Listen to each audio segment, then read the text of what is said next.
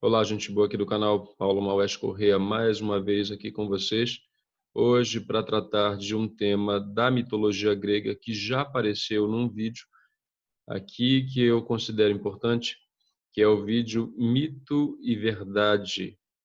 Só que eu coloquei lá, essa história é a história de Eco, né, a ninfa Eco. Eu coloquei lá para mostrar que a mitologia, o mito de um modo geral, expressa uma leitura diferenciada da realidade, não necessariamente uma mentira, né, uma fantasia sem pé nem cabeça. Recomendo que assistam porque eu vou fazer uma abordagem bem diferente, né? Lá eu me detive no enredo e basicamente foi isso, para ilustrar essa assertiva que eu disse anteriormente, né? Mito não é mentira. Se bem que ultimamente a expressão mito está muito associada a essa história de mentira. Bom, isso é outro lance, né? Vamos manter o nosso foco aqui. E aí eu vou contar a história de Eco, fazendo a devida interferência interpretativa, tal como eu expus no meu livro Mito e Educação. Esse livrinho que está bem aqui, feito para professores e para amantes da mitologia, da literatura, da arte, da cultura. Enfim, para você que é aqui do canal, né? Os interessados podem adquiri-lo na editora Pacatatu. Eu vou deixar o link. Olha, tem livro novo, gente, esse mês, ó. Literatura e Erotismo. É um livro que não foi lançado ainda, mas já está disponível na editora. A gente vive uma parceria muito bacana lá na Pacatatu. E chegamos ao consenso de que, poxa, mesmo sem lançamento, um leitor interessado, de repente, poderia querer adquiri-lo o quanto antes. E aí fica a indicação, gente. Literatura e Erotismo é sobre um autor que eu estudo há mais de 20 anos, foi tema do meu TCC, fez parte da minha dissertação de mestrado, é tema da minha tese de doutorado, que é o Inglês de Souza. Aqui eu abordo 2 contos, tem um ensaio para cada conto, os textos dos contos estão aqui, o Acauã e o Baile do Judeu. Quem gosta de mitologia, tanto a grega quanto a amazônica, vai ver muita coisa aqui, né? E quem gosta de psicanálise e semiologia também vai ver muita coisa aqui. Mas esse papo aqui foi para a gente que tem um pouquinho mais de estrada como leitor, e eu vou contar a história que é para toda e qualquer pessoa poder acompanhar. E depois eu vou fazer a interpretação, tal como eu fiz no livro, que é um contraponto entre episódios da mitologia e aquilo que acontece na sala de aula, gente. Tá bom? Só um adendo, eu já coloquei aqui no canal 2 vídeos que fazem esse espelhamento entre a sala de aula e a mitologia grega. Um deles é exatamente a mitologia grega na sala de aula, né, em que eu faço a introdução, a primeira parte do livro está lá, que é a história de Prometeu. E um outro é a história de Ícaro e de Dédalo.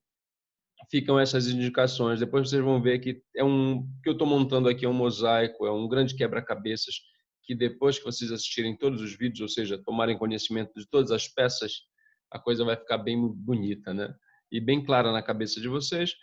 As pessoas que me conhecem sabem que eu vejo o mundo pela ótica da mitologia, pela ótica da arte, especialmente da mitologia grega, né, gente? Então, esse foi o preâmbulo.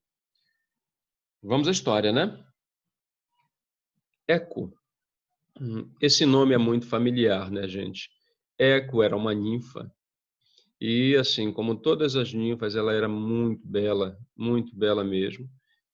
E ela tinha como característica maior, além da beleza, a qualidade da fala, né? Ela tinha uma conversa tão encantadora, gente. Quem se desse ao luxo de parar para conversar com Eco simplesmente se esquecia do mundo, porque a conversa era tão agradável, mas tão agradável. E o que acontece? Os episódios da mitologia se entrelaçam, né? E a história de Eco se cruza com a história de outros deuses. Dentre eles, Hera e Zeus. São o casal mais poderoso do Olimpo, né? Hera tinha como grande característica os ciúmes, gente. Ela era muito ciumenta e com motivo, né? Porque Zeus aprontava, viu?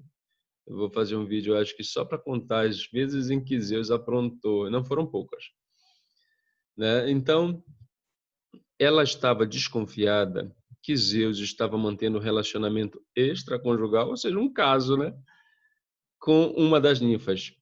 E aí, Hera tem uma postura muito propositiva, gente. Ela não é de ficar esperando, se lamentando, não, ela vai lá e resolve as coisas. Muitas vezes de forma bem tirânica, né? Como toda e qualquer mulher quando se sente contrariada. E aí, ela ficou assim observando ao longe o movimento das ninfas para ver se Zeus se aproximava e ela dava o flagrante, né? Só que quem se aproximou, a ninfa que se aproximou, na verdade não foi de Zeus, não foi, foi dela, né? Eco se aproximou de Hera e começou a conversar.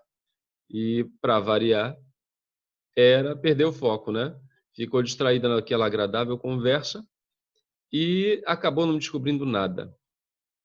Como eu disse, ela é tirânica quando contrariada, né?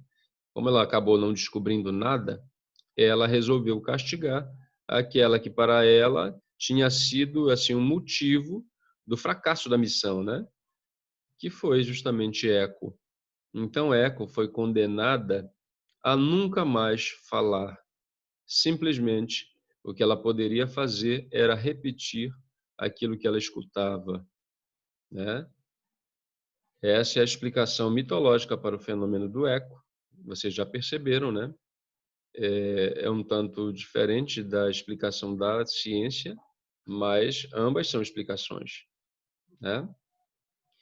A situação de Eco piorou depois, porque ela se apaixonou por um rapaz que também é muito familiar às senhoras, aos senhores, porque virou um termo, ou porque gerou, na verdade, um termo do senso comum, né? Estou me referindo a Narciso. Muita gente fala, o fulano é narcisista, vem daí, viu? Então, Narciso foi, assim, o motivo dos encantamentos de Eco, mas ela não poderia se aproximar porque ela não tinha o que dizer para ele. Ela ficava observando por trás dos arbustos e tudo, só se deliciando com a imagem dele, que era uma imagem bela, né?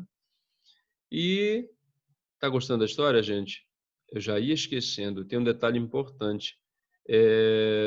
Importante aqui para o canal, né? É que você que ainda não é inscrito, que se inscreva, que ative as notificações, que deixe seu like, deixe seu comentário aí, né? Aqui tem muito conteúdo de mitologia grega, de lendas amazônicas, de literatura, de conversa com pessoas interessantes. Então, já sabe, né, gente?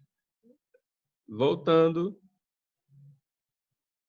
certa vez, Narciso observou um movimento assim, no mato, né, atrás da moita, digamos, né? E aí ele perguntou: "Quem está aí?" E aí Eco, por conta da maldição, não respondeu propriamente. Ela repetiu: "Está aí, está aí, está aí, está aí." E aí ele julgava, assim, naquele momento, que fosse algum amigo dele, algum companheiro, né, que estava querendo fazer uma brincadeira com ele. E aí ele falou assim mesmo: "Vem cá." E ela, obviamente, respondeu com um eco da fala dele, né? Vem cá, vem cá, vem cá. E aí ele foi.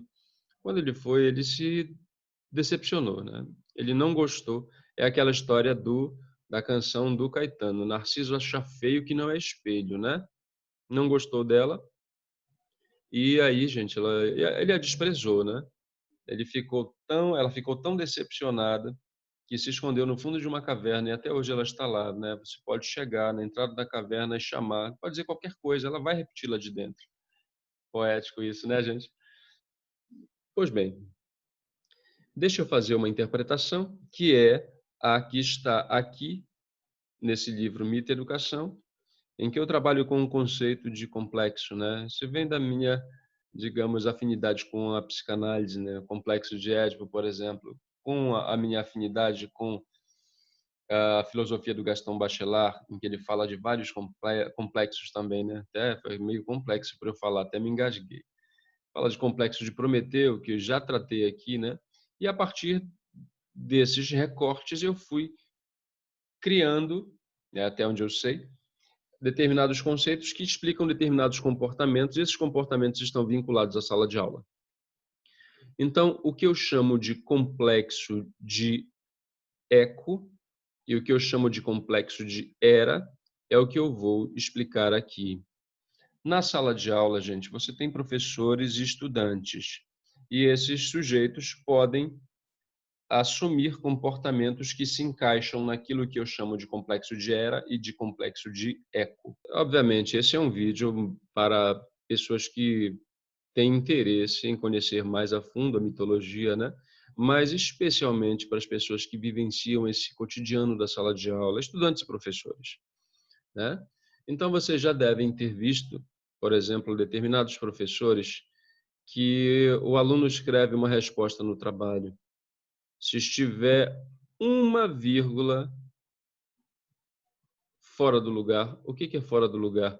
Uma vírgula que seja assim, diferente daquilo que o próprio professor disse na sala de aula, ele desconsidera a resposta do aluno. Esse é um professor que eu classifico como tendo o complexo de era, que é aquele professor que castiga o seu aluno a não falar nada, simplesmente repetir o que lhe é dito. Se reconheceram ou reconheceram alguém? Isso não é uma doença, viu, gente? É só um comportamento que a gente pode trabalhar para evitar, né? Quando a gente fala da formação do nosso aluno, a gente fala da formação do cidadão e formação do cidadão crítico. E com esse perfil você não vai ter criticidade alguma, né? Aí você reclama depois de ter um gado, né? Bom, deixa para lá. E em relação a eco, o que é o complexo de eco? Veja, o complexo de era está patente na imagem do professor, né? Isso vale para outros contextos, gente. Né? O seu patrão, por exemplo, mas vamos focar no nosso recorte aqui, que é a sala de aula. Eu sou professor, né? E o complexo de eco, gente, acomete aquele sujeito que não sabe dizer nada que propriamente saia da boca dele. Ele só sabe repetir. E nesse sentido, pode ser tanto o aluno quanto o professor, né? Vocês devem conhecer professores que não têm, parece que não têm ideia própria, né? Só repetem o que está no livro. Isso é muito ruim, gente. Isso denuncia falta de personalidade também, né? Falta de depuração de informações para o desenvolvimento do conhecimento. O que é o conhecimento? É você pegar informações e sistematizar para aplicar em contextos variados, né? Por exemplo, eu peguei um recorte da mitologia e apliquei num contexto bem distinto, que é o contexto da sala de aula. Isso é honesto, isso é lícito, isso é possível, tanto é possível que eu fiz. É desonesto de forma alguma. O texto da mitologia, como um texto, por exemplo, da literatura, é extremamente aberto e depende bastante para a sua concretização, para a sua interpretação, né? Daquilo que é a bagagem do leitor, né? Então, eu diria que vocês devem se entregar a esse exercício de interpretação. Obviamente que quando a gente está começando, muita coisa fica fora do lugar, né? E aí, com o tempo e com mais leituras, a gente aprende a encaixar as peças desse mosaico, né? E aí, gente, no final das contas, o que eu quero dizer para vocês é que vocês têm que evitar tanto o complexo de era. O processo de educação se dá num diálogo, né, gente? Não num monólogo repetido pela boca alheia, né? Quando o aluno repete a fala do professor, isso não é dialógico, né? Isso aí é monológico mesmo, né? É como se fosse um eco da fala do professor. Veja, um professor condena o aluno a ter o complexo de eco, né? A só repetir aquilo que ele ouve. Vejam como uma coisa está atrelada à outra, né? E aí isso deve ser evitado, gente, para o bem da nossa formação, para o bem da cultura, da arte, para o bem do conhecimento, tá bom? Se você gostou dessa interpretação, pode aprofundá-la no livro Mito e Educação. Ah, um embalo para você conhecer de novo, né? Conhecer o literatura e erotismo. Olha, sei lá, acho que ninguém ainda adquiriu, porque é a primeira vez acho que eu exponho esse livro aqui. Então corre, gente, para ser o primeiro, né? E não esquecer, gente, esse é um canal que tem crescido bem, contando com o apoio das pessoas que aqui já estão inscritas, né? É o único impulsionamento que eu tenho usado, gente. É realmente o apoio dos meus ex-alunos, dos meus amigos, dos meus professores, dos meus amigos professores. Isso tem dado muito certo, porque é um crescimento orgânico, né? Quem chega aqui é realmente gente que está interessada naquilo que é o conteúdo do canal, que é um conteúdo bem múltiplo, e agradeço pelo apoio e peço a você que já está inscrito que indique para pessoas que tenham o mesmo perfil ou pessoas que você acha que vão ganhar tendo contato com o conteúdo desse canal. Se cada um dos inscritos trouxer mais uma pessoa, gente, ou mais, né? O ciclo de amizades às vezes é bem grande e a gente vai formar um grupo bem significativo para combater o vírus letal da ignorância, gente, que está rondando aí. Tem muita gente sofrendo de complexo de Hera e tem muito mais gente sofrendo do complexo de Eco. Por hoje é só. Grande abraço, gente. Muito obrigado. Não esqueça de se inscrever no canal, ativar as notificações, deixar o seu like, deixar o seu comentário, a sua sugestão. Aqui eu não quero que vocês sejam um eco da minha voz. Não tenho nada a ver com o complexo de Hera. Eu estou muito mais para Prometeu. Vejam o vídeo do Prometeu. Grande abraço, gente. Até a próxima.